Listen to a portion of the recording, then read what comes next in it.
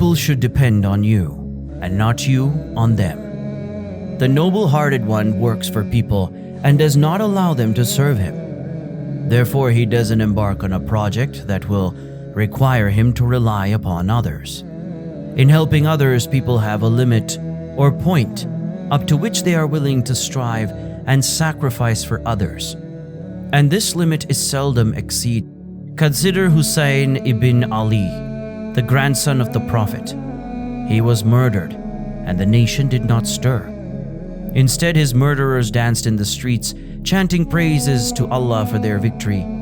May Allah be pleased with Hussein.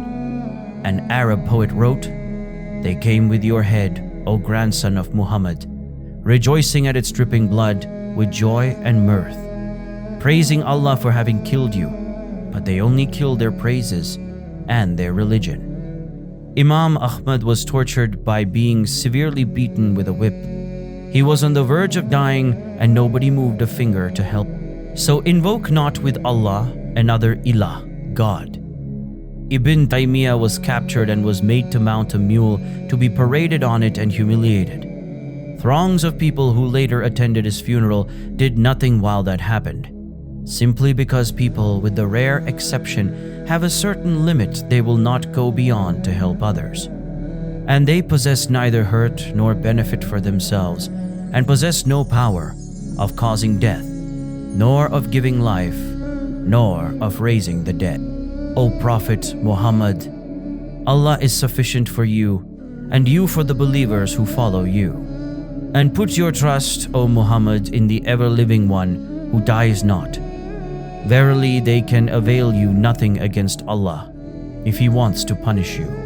Prudence. No one spends prudently except that he is saved from having to depend on others.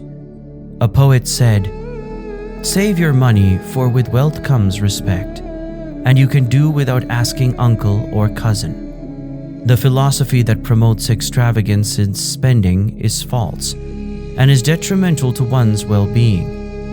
The roots of such ideas are found in India or originate from the ignorant among the Sufis.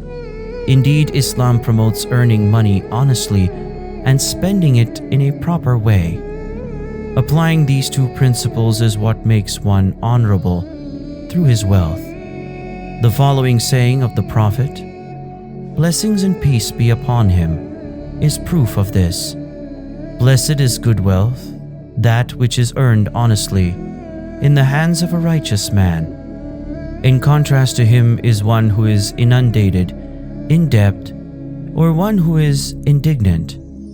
The former is always troubled and worried that all of his possessions will be taken away from him, and the latter is continuously struggling just to find the means of staying alive. The Prophet, blessings and peace be upon him, said, "O Allah, I seek refuge in you from disbelief and from poverty." He also said, "Poverty is almost disbelief." There is no contradiction between the previous hadith and the hadith in Ibn Majah. Seek to have little in this world, and Allah will love you. Do not seek what others have, and people will love you. This hadith has a defect in terms of its authenticity. Yet suppose it is to be other than weak, and the meaning is that you should be content with having the bare necessities, and you should be satisfied with that amount of provision which saves you from having to beg or ask for people's help. At the same time, you should be noble and self-dependent, and have sufficient means to prevent you from asking others for help.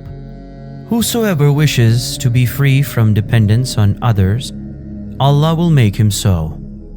An Arab poet said, "I never had my hands outstretched except to the Creator, and I never sought a dollar from one who reminds others of his favors."